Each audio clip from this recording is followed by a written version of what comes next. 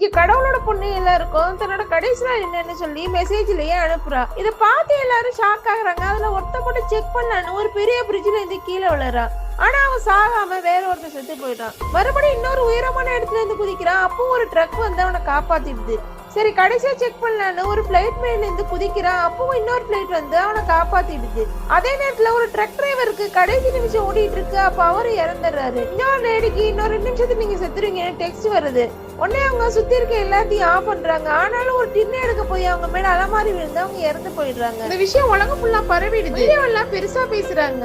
இப்ப சாக போறவங்க எல்லாம் ரொம்ப டிப்ரெஷனுக்கு போயிடுறாங்க. அதே நேரத்துல இன்னும் கொஞ்சம் நாள் இருக்குன்னு நினைக்கிறவங்க ஜாலியா பார்ட்டி பண்றாங்க.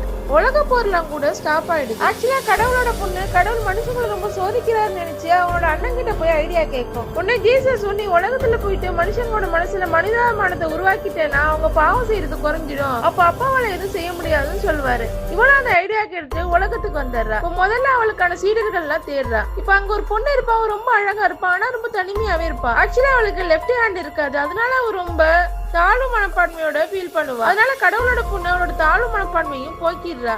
இப்ப அந்த பொண்ணு ரொம்ப சந்தோஷமா இருக்கா. அதுக்கப்புறம் இன்னொரு சீடரை தேடுறா. ஆக்சுவலா அவன் ஒரு உடம்பு சரியில்லாத பையன். அவன் கொஞ்ச நாளே இறந்துருவானா. அவனுக்கு டெத் நோட் வந்துடுது. இப்ப அந்த பையனுக்கு ஒரு பையனா இருக்க ஆசையா இருக்காது, ஒரு பொண்ணா இருக்கதான் ஆசையா இருக்கும். உடனே ஒரு ரெட் கலர் ட்ரெஸ் போட்டுட்டு அவன் ஒரு பீச்ல போய் தன்னோட கடைசி நாளை கழிக்கணும்னு ஆசைப்படுவான். உடனே கடவுளோட பொண்ணு அவன் ஆசைப்படுறது பண்ணி அவனை பீச்சை கூட்டு போறா. இப்ப அந்த பையனை நோக்கி ஒரு பிளைட் இடிக்கிற மாதிரி வருது. ஆனா இடிக்காம மேல பறந்து போயிடுது. எல்லார்கிட்ட இருந்த கடைசி நிமிஷத்துக்கான மெசேஜும் டெலிட் ஆயிடுது. ஆக்சுவலா இதெல்லாம் பண்றது கடவுளோட மனைவியா தான் இருப்பாங்க. கடவுளோட பொண்ணு மனுஷங்களுக்கு இவ்வளவு கஷ்டப்படுறப்போ நம்ம ஏதாவது பண்ணணும்னு அவங்களும் நீளமா இருக்க வானத்துல கலரா மாத்திடுறாங்க. மனுஷங்க எப்படி இருக்குன்னு ஆசைப்படுறாங்களோ அவங்க அப்படியே இருக்கட்டும்னு அவங்க ப்ரோக்ராம மாத்திடுறாங்க. இப்ப மனுஷங்களும் மிருகங்களும் கூட கல்யாணம் பண்ணிக்க ஆரம்பிக்கிறாங்க. இது மாதிரி உலகம் மாறினா எப்படி இருக்குன்னு ஒரு கமெண்ட் பண்ணிட்டு போங்க.